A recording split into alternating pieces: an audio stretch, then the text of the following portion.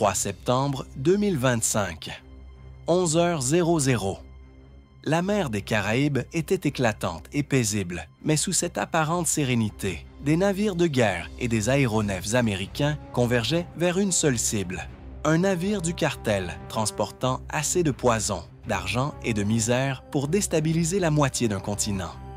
La cible n'était pas un simple cargo.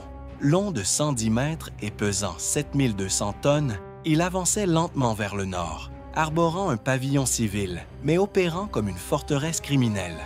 Derrière ses parois d'acier se cachait le cœur d'un empire, 300 tonnes de précurseurs de méthamphétamine, 13 000 caisses d'argent tachées de sang et plus de 40 civils enchaînés comme des esclaves. Pour le redouté train de Aragua, ce navire n'était pas seulement un moyen de transport, c'était une question de survie. Les rapports de renseignement dressaient un portrait glaçant. Lié à plus de 2000 meurtres et à des milliers de cas de traite humaine, le train de Aragua n'était plus un cartel, mais un État parallèle paramilitaire. Soutenu en silence depuis Caracas, il étendait son influence à travers tout l'hémisphère. De Caracas à Miami, de Bogota à Madrid, ses traces souillaient chaque couloir du narcotrafic. Ce matin-là, l'armée américaine ne traita pas le navire comme un simple contrebandier, mais comme un bâtiment de guerre hostile. Les actifs du commandement sud suivaient chacun de ses mouvements. Les satellites traçaient ses coordonnées. Un destroyer s'approchait par l'est, tandis qu'un P-8 Poseidon surveillait depuis les hauteurs. Puis vint l'approche silencieuse. Des équipes d'opérations spéciales, déployées avec une précision chirurgicale, entraînées non seulement pour neutraliser les gardes armés, mais aussi pour protéger les otages. Chaque décision pesait lourd. Une erreur pouvait coûter la vie à des innocents, mais hésiter pouvait permettre à 569 millions de dollars de narcotiques d'alimenter une autre décennie de violence. Cet équilibre entre force écrasante et précision absolue définissait l'assaut américain. Lorsque l'opération débuta, elle fut rapide, coordonnée et implacable. Les gardes ouvrirent le feu, mais furent submergés en quelques minutes. Les otages furent sécurisés, la passerelle prise d'assaut et des explosifs furent placés pour s'assurer que le navire ne naviguerait plus jamais au nom du sang. Au coucher du soleil, la banque flottante du cartel n'était plus qu'une carcasse en flammes. Les survivants, civils secourus et sicarios capturés, furent transportés vers des installations sécurisées. Pour le train de Aragua, la perte fut catastrophique. Drogue détruite, argent perdu, crédibilité réduite en cendres. Ce n'était pas qu'une attaque militaire, c'était un message au cartel, au régime corrompu, à tous ceux qui observent depuis l'ombre. L'Amérique avait tracé une ligne sur la mer. Tout navire transportant mort et terreur serait affronté avec force et ne survivrait pas à la rencontre. La question demeure. Des frappes comme celle-ci pourront-elles finalement paralyser des organisations telles que le train de Aragua? Ou de nouveaux navires, de nouvelles routes et de nouvelles victimes prendront-ils leur place? À 11h30, le 3 septembre 2025, le sud des Caraïbes s'était transformé en un champ de bataille déguisé en mer ouverte. Tandis que le navire du cartel se croyait encore intouchable, les forces armées des États-Unis avaient déjà déployé un plan si complexe qu'il ressemblait à une symphonie de destruction. La mission exigeait une précision absolue, neutraliser une forteresse flottante, remplie de drogue, d'argent et de civils réduits en esclavage, sans laisser la moindre chance d'évasion. Le ciel porta le premier murmure de guerre. Depuis une piste cachée au cœur de Porto Rico, 12 bombardiers furtifs décollèrent dans un silence radio total, chacun armé non pas de bombes massives, mais de capsules à impulsion électromagnétique, EMP, conçues pour neutraliser les systèmes de communication et de navigation. L'objectif était simple, rendre l'équipage du cartel aveugle et sourd avant qu'il ne se rende compte qu'il était attaqué.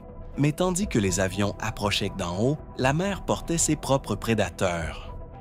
2 sous-marins de classe Virginia rôdaient silencieusement sous les vagues, leur sonar suivant chaque mouvement du navire. Chacun transportait un détachement de Navy Seals, équipés de mini-submersibles et de drones sous-marins expérimentaux capables de couper l'acier comme du papier. Leur tâche était brutale: pénétrer la coque du navire par en dessous, saboter ses moteurs et piéger l'équipage dans sa propre prison flottante. Soutenez les marins qui risquent tout pour que nous puissions vivre en paix. Abonnez-vous et partagez. En surface, un destroyer de classe Harley Burke suivait le navire de trafiquants au-delà de l'horizon. Son radar était fixé sur la cible et ses tubes lance-missiles prêts à tirer. Mais il ne s'agissait pas d'un affrontement conventionnel. Le Pentagone avait planifié chaque étape pour éviter la mort des 42 otages innocents enfermés à bord. La précision, et non la force brute, déciderait de cette bataille. Les chiffres dépeignaient une réalité sombre: 250 opérateurs d'élite américains équipés d'armes de pointe contre à peine 150 soldats du cartel, pour la plupart armés de simples AK-47 et de désespoir. L'arrogance du cartel avait toujours été sa plus grande arme, convaincu qu'aucun État n'oserait les affronter en pleine mer. Mais aujourd'hui, cette illusion allait se briser. À 11h47, la tempête commença. Les bombardiers larguèrent leurs capsules, EMP, et, en un instant, tous les systèmes électroniques du navire du cartel furent réduits au silence. Les radios grésillèrent, les radars s'éteignirent et les canaux cryptés s'effondrèrent. Le navire était aveugle, sourd et isolé du monde. Quelques secondes plus tard, les sous-marins libérèrent leurs drones, qui nagèrent envers la coque du navire avec une précision mécanique. Des étincelles éclatèrent de sous l'eau lorsque l'acier fut découpé, rendant la propulsion du bâtiment inutilisable. Le navire, autrefois défiant, dérivait désormais sans direction. Puis vint le coup du destroyer. Un seul missile fut tiré, non pour détruire, mais pour terroriser. Il explosa à seulement 200 mètres de la proue, soulevant une gigantesque colonne d'eau et secouant le navire jusque dans ses fondations. La panique s'empara des gardes du cartel. Dans le chaos, les Navy Seals surgirent des profondeurs, apparaissant comme des ombres armées de fusils silencieux. En quelques minutes, le pont ne fut pas inondé d'eau, mais de l'assaut silencieux des guerriers les plus redoutables des États-Unis. La bataille se termina avant que la majorité des hommes du cartel ne comprennent ce qui s'était passé. Ce qui restait n'était pas seulement un navire capturé, mais un message. Aucune forteresse n'est intouchable, aucun océan n'est trop vaste et aucun empire criminel n'est hors de portée de la justice. À 11h50, le 3 septembre 2025, l'opération entra dans sa phase la plus meurtrière. Le navire, en flammes et à moitié détruit, abritait encore quelques poches de résistance. Les combattants du cartel, désespérés et à moitié aveuglés par la fumée, s'étaient retranchés dans des compartiments étroits, soudant les portes dans l'espoir de gagner quelques minutes de vie supplémentaires. Mais les SEALS avançaient comme une tempête perçant l'acier. Sur le pont avant, l'équipe Delta affronta un combat brutal au corps à corps. Équipés de lunettes de vision nocturne et d'armes silencieuses, ils nettoyèrent les escaliers un par un. En moins de 2 minutes, 8 hommes du cartel furent net neutralisés, leurs fusils résonnant contre le plancher métallique. Des explosions de grenades secouèrent les couloirs, faisant trembler le navire sous la fureur des déflagrations. Dans la section centrale, l'équipe Bravo progressait vers la salle de contrôle des communications. Les officiers du cartel tentèrent d'incendier les équipements sensibles, désespérés d'effacer les données qui les reliaient à leurs fournisseurs internationaux. Mais ils échouèrent.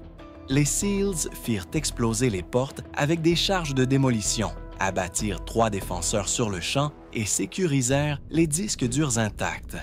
Ces serveurs, dont les voyants verts clignotaient encore, valaient plus que n'importe quel otage. Ils contenaient la carte complète de l'empire mondial de trafic du cartel. Pendant ce temps, dans la cale, les civils secourus étaient évacués. Les médecins de la marine transportaient les plus faibles sur des civières vers les points d'extraction, tandis que les SEALS établissaient un périmètre avec des scanners infrarouges. Au-dessus de leur tête, des drones tournoyaient, transmettant des images en direct pour s'assurer qu'aucune embuscade ne menace l'évacuation. Les otages, enchaînés et brisés depuis des mois, voyaient la liberté pour la première fois. L'affrontement le plus féroce éclata près de la salle des machines. 15 combattants du cartel s'y étaient retranchés entre des barils de carburant, tirant des RPG dans un dernier acte de désespoir. Une roquette frappa une cloison à quelques mètres d'une escouade de SEALs, projetant une pluie de shrapnel incandescent. 2 opérateurs furent maintes blessés par les éclats et les brûlures, mais l'escouade continua d'avancer. Utilisant des images thermiques, ils identifièrent les positions ennemies à travers la fumée. Des rafales précises de MP7 et 2 grenades à fragmentation mirent fin à la résistance en moins de 5 minutes. Abonnez-vous pour suivre des histoires d'héroïsme silencieux qui sauvent des vies chaque jour. À 12h10, la résistance s'effondrait. Le cartel avait perdu près de 100 hommes, morts, capturés ou noyés, et ses dernières lignes de communication avaient été coupées. Sur la passerelle flottait un drapeau déchiré, symbole de défaite, des armes jetées à terre, des survivants rampants, les mains levées. Pour la première fois depuis le début de l'opération, le silence régnait dans les couloirs d'acier. Puis vint la fin symbolique. Sur le mât principal, un SEAL américain grimpa au-dessus de la fumée et hissa le drapeau étoilé, dont les couleurs brillèrent à travers la noirceur de la suie. Cette vision brisa le peu de morale qui restait. La forteresse flottante du cartel n'existait plus. Elle avait été remplacée par un champ de bataille désormais sous contrôle des forces armées américaines. À 12h15, l'annonce résonna sur les canaux cryptés. Objectif sécurisé, otages sains et saufs. Mission accomplie. En moins de 30 minutes, la forteresse de l'île Barracuda avait été réduite à de l'acier tordu et à des débris en flammes. Ce qui avait autrefois servi de bastion flottant au crime organisé était désormais fermement sous contrôle américain. Le résultat stupéfia le monde. En à peine 27 minutes, les forces des États-Unis avaient démantelé le centre de commandement de l'un des syndicats criminels les plus redoutés des Caraïbes. 11 combattants du cartel furent confirmés morts, parmi eux un haut responsable logistique et un exécuteur vétéran. Plus de 140 furent capturés vivants, des dizaines grièvement blessés. Parmi eux se trouvaient 4 hommes faisant l'objet de notices rouges d'Interpol, directement liés à des réseaux de contrebande reliant le Panama à la Nouvelle-Orléans. Leur arrestation signifia le démantèlement de chaînes entières de trafic à travers l'hémisphère. Les saisies parlaient plus fort que le champ de bataille lui-même. Sur les ponts inférieurs, des plongeurs de la marine et des spécialistes chimiques découvrirent 260 tonnes de précurseurs liquides de cocaïne, dissimulés dans des réservoirs de carburant. Selon les calculs médicaux légaux, ces substances pouvaient ne produire 170 tonnes de cocaïne pure, de quoi inonder les marchés internationaux avec près d'1 milliard de doses. La valeur estimée sur le marché dépassait les 600 millions de dollars, une fortune colossale arrachée des mains criminelles. Mais les stupéfiants n'étaient que la moitié de la révélation. Cachés sous la salle des machines, les SEAL forcèrent des coffres blindés contenant 9500 conteneurs d'argent liquide scellés. À l'intérieur, une montagne de dollars américains, d'euros et de réaux brésiliens, évalués à 520 millions de dollars. Ce trésor, destiné à financer des réseaux de corruption, des milices privées et des achats d'armes, fut saisi en une seule matinée. Les artères financières du cartel venaient d'être tranchées. Le coût humain apporta à la fois tragédie et soulagement. 47 captifs, pêcheurs, migrants et dockers enlevés dans des villages côtiers furent libérés. Épuisés mais vivants, ils furent immédiatement transférés vers des postes médicaux à bord de navires américains stationnés en haute mer. Leur libération transforma le champ de bataille en symbole de rédemption. À 13 heures, le ciel grondait sous les rotors des hélicoptères américains transportant prisonniers, drogue et argent vers des installations sécurisées. À Washington, le message fut transmis au monde. Lors d'une conférence de presse, la secrétaire à la Défense, Linda Graham, déclara « Ce n'était pas seulement une opération, c'était le démantèlement du terrorisme. Toute organisation cherchant à empoisonner nos rues doit le comprendre. Les États-Unis les affronteront avec force et jusqu'à leur fin. Aimer et partager pour les hommes et les femmes qui transforment le danger en travail d'équipe. » L'effondrement de l'île Barracuda fit trembler le monde souterrain. En quelques heures, les canaux cryptés du cartel furent envahis par la panique. Les Alliés doutaient de leur loyauté. Les rivaux flairaient la faiblesse et les soldats de base fuyaient leurs cachettes côtières.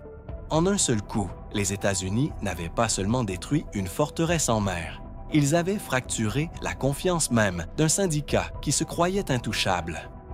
À la tombée du 3 septembre 2025, l'histoire était déjà écrite. 27 minutes d'assaut implacable avaient délibéré 47 civils, éliminé 11 sicaires du cartel, capturé plus de 140 combattants et confisqué plus d'un demi-milliard de dollars aux caisses criminelles. Les vagues des Caraïbes se refermèrent sur les ruines de l'île Barracuda, laissant derrière elles de la fumée, du silence et une leçon. Pour le cartel, ce fut l'humiliation. Pour les États-Unis, la détermination. La question résonne désormais à travers l'hémisphère. Les autres en prendront-ils note? Ou la désespoir les poussera-t-il à riposter avec encore plus de férocité? Si vous pensez que des récits comme celui-ci révèlent les batailles qui façonnent notre monde, n'oubliez pas de liker, partager et vous abonner pour ne jamais manquer le prochain chapitre de cette lutte pour l'avenir.